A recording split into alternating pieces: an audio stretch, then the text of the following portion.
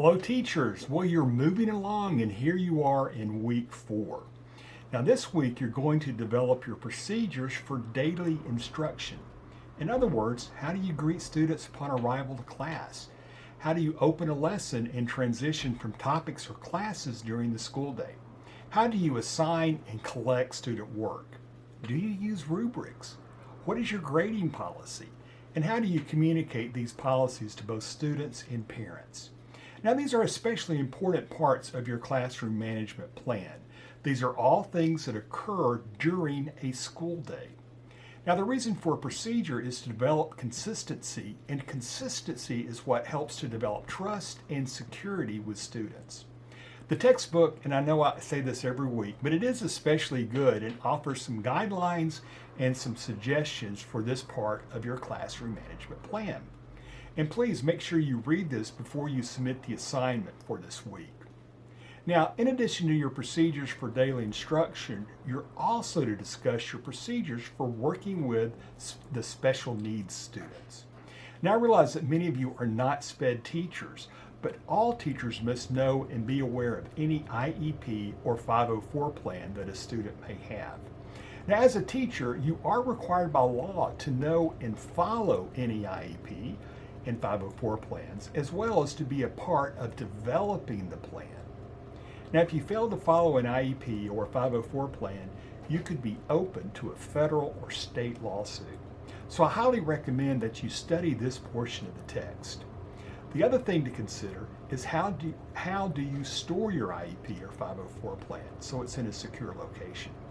Now, some of you are SPED teachers, and this is where you can shine. This is where you list all the procedures you carry out as a SPED co-teacher. What are your procedures for setting up IEP meetings? What do you do during your IEP meetings? And what is your follow-up?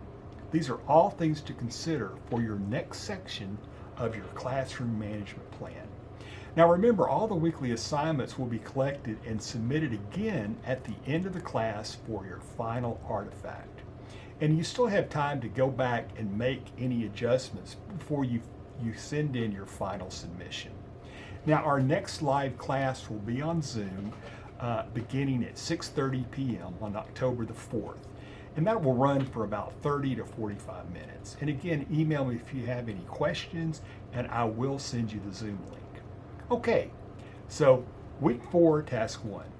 Develop your policy and list your procedures for your daily instruction.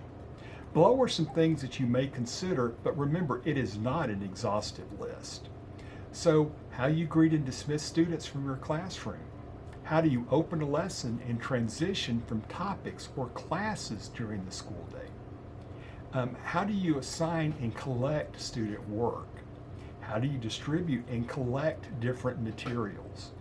How do you use rubrics? What is your grading policy? Your acceptance or no acceptance of late work? How you communicate with students and their parents? Okay?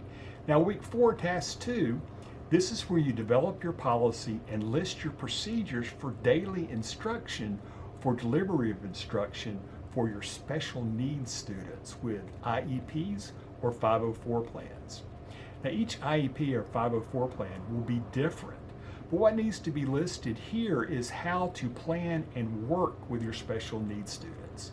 Below are some things you may consider, but it is not an exhaustive list. When do you plan and work with your co-teacher?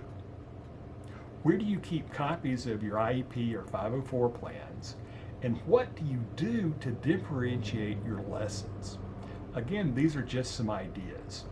Now, I am really enjoying the discussion boards, and I really do like the way you're responding to each other and helping each other out. Okay, and remember, you do need to post an original posting and then also comment on your classroom, your classmates. Have a great week, teachers, and I look forward to seeing and reading your information for this week, week 4.